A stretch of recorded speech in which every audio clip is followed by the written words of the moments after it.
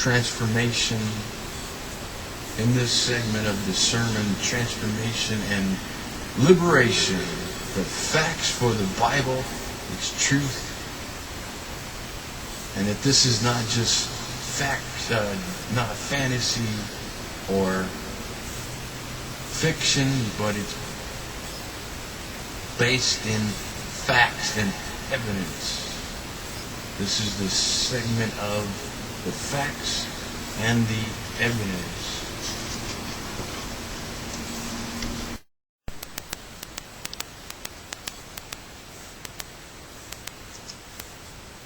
Does the fine-tuning of the universe point to a sovereign creator? One of the most astonishing discoveries of the 20th century was that the universe is fine-tuned to support intelligent life. From the force of gravity to the balance of matter and antimatter, the universe is balanced, as it were, on the fine edge of a razor. Consider the force of gravity. If it was stronger, or weaker, by 1 part out of 10,100, that's a 1 with 100 zeros behind it, the universe could not, support intelligent life.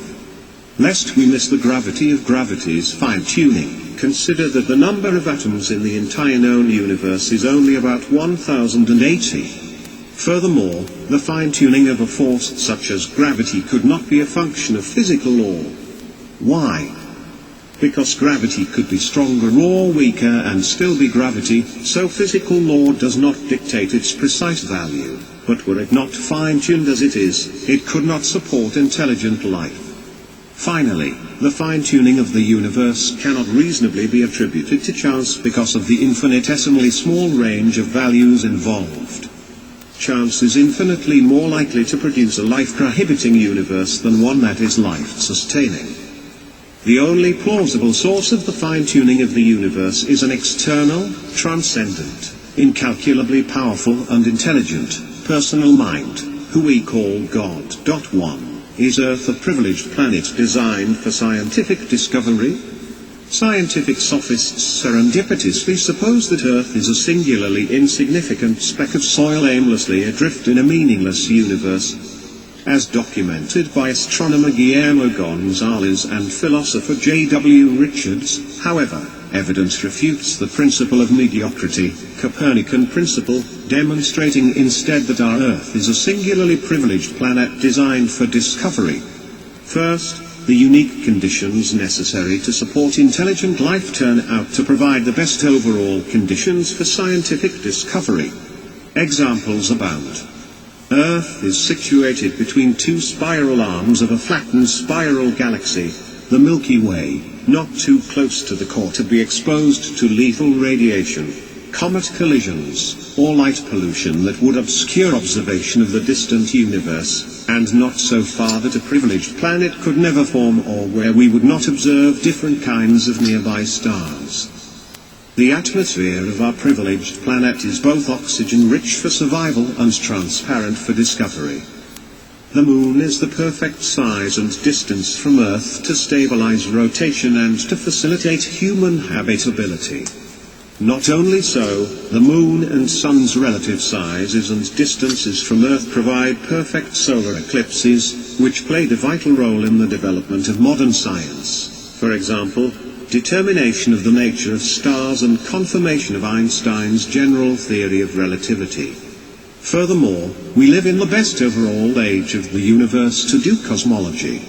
In our time, the cosmic background radiation left over from the Big Bang is readily observable, but it won't always be. This radiation confirms that the universe is not eternal but began in the finite past. Moreover, most of the astrophysical phenomena astronomers rely on to measure the universe were not observable earlier in the universe's development, and they will eventually fade, for example, cosmic background radiation, but neither could we have survived at earlier or later stages. Finally, the setting of our privileged planet permits a stunning diversity of measurements, from the universe at large, cosmology, to the smallest of subatomic particles, quantum physics, to the middling size of Earth and humans, geology and anthropology. From habitability to discoverability, Earth's status in the universe is surely one of privilege. To reduce this to an accident of cosmic evolution is short-sighted. To recognize it as privileged, sublime. 2. Is the fine-tuning of the universe negated by the notion of multiverse? The theoretical physicist Stephen Hawking is infamous for supposing that the existence of a vast number of universes, multiverse, negates the fine-tuning of the universe. In other words, given a sufficient number of random universes, one of them is bound to have the necessary conditions to support not only intelligent life but the proposition that blind chance can account for fine-tuning. In reality, the multiverse proposition is an utterly desperate attempt to account for an unfathomably fine-tuned universe. First, we should note that there is not a shred of empirical evidence to support the existence of a physical universe other than our own, much less a virtually infinite number of such universes. Hawking's hope, and the hope of multitudes who share such fanatical presuppositions, is based on theological and theoretical pining, rather than scientific discovery. Furthermore, in addition to undermining science, the multiverse hypothesis throws plain old common sense under the bus. Imagine trying to convict a murderer in a multiverse in which empirical evidence has been sacrificed on the altar of philosophically improbable propositions. In such a multiverse, stories of revolvers materializing out of thin air might well be as credible as eyewitness testimony. Finally, eminent theoretical physicist, and Hawking colleague, Roger Penrose, though himself agnostic, has rightly concluded that the multiple universe hypothesis is both impotent and misconceived. The Big Bang turns out to be an event of almost infinitesimal probability, and the probabilistic resources provided by a multiverse turn out to be insufficiently rich. As such, the most plausible explanation for the fine-tuning of our universe is yet, in the beginning, God created the heavens and the earth. 3. Can the Big Bang be harmonized with Genesis? 4. The Big Bang postulates that the universe began as an infinitely dense singularity and has since been expanding for billions of years. Though Big Bang cosmology is not communicated in the Genesis account of creation, it lends scientific credibility to the scriptural contention that God created the universe ex nihilo, out of nothing. First, like the Bible, the Big Bang postulates that the universe had a beginning. As such, it stands in stark opposition to the scientifically silly suggestion that the universe eternally existed. Furthermore, if the universe had a beginning, it had to have a cause. Indeed, the cause of all space, time, matter, and energy must be non-spatial, non-temporal, immaterial, and unfathomably powerful and personal. As such, the Big Bang flies in the face of the philosophically preposterous proposition that the universe sprang into existence out of nothing and lends credence to the Genesis contention of an uncaused first cause who spoke and the universe leapt into existence. Finally, though evolutionists hold to Big Bang cosmology, the Big Bang does not presuppose biological evolution. In other words, Big Bang cosmology answers questions concerning the origin of the space-time continuum, as opposed to questions concerning the origin of biological life on Earth. While we must not stake our faith on Big Bang cosmology, we can be absolutely confident that as human understanding progresses, creation will continue to point to the one who spoke and the universe leapt into existence. 5. Were the Genesis creation days literal, long, or literary? There are three dominant schools of thought within evangelical Christianity regarding the Genesis days of creation. First, the popular 24-hour view posits that God created the heavens and the earth in 6 sequential literal days. A majority in this camp view the universe to be approximately 6,000 years old and consider all death, including animal death, to be a direct function of Adam's fall. Furthermore, the day-age perspective posits that God created the heavens and the earth in 6 long sequential day-ages totaling billions of years. In contrast to the 24-hour perspective, the day-age view posits that nature red in tooth and claw is the result of God's very good creation prior to Adam's fall into a life of perpetual sin terminated by death. Finally, The framework perspective holds that the 7 days of creation are non-literal, non-sequential but nonetheless historical. In concert with the day-age perspective, they view animal death to be consistent with the goodness of God's creation and believe that the age question is settled by natural revelation, Book of Nature, rather than by special revelation, Bible.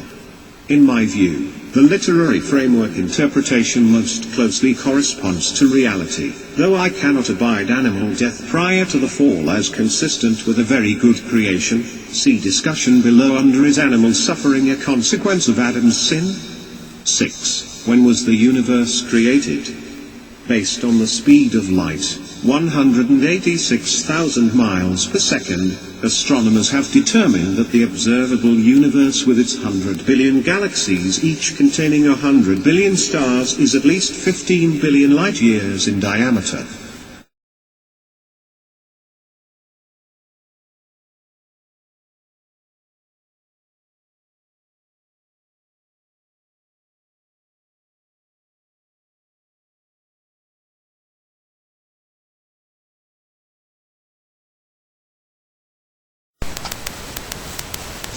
A light year is the distance light travels in a year, a distance measured not in billions, but trillions, about 5878499810000 miles. Furthermore, the age of the universe is measured in billions of years due to what is popularly referred to as the redshift of the galaxies, the reddish light marking motion away from the Earth, much like the audible pitch of a train shifting as it moves off into the distance.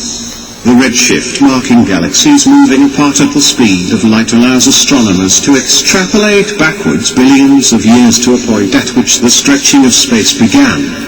Finally, science points to realities such as background radiation, radioactive decay, entropy, star ages, and white dwarf stars as proof positive that the universe is billions of years old. For example, a star becomes a white dwarf, essentially a dead star, only after billions of years of nuclear fusion and subsequent cooling. These multiple independent empirical means all converge on a limited range of dates for the origin of the universe between 10 and 20 billion years ago. The finite nature of the universe, a universe measured only in billions of years, not infinite time, is insufficient for the evolution of a protein molecule, much less a living cell. What is the Cambrian explosion? The Cambrian explosion is biology's version of the Big Bang.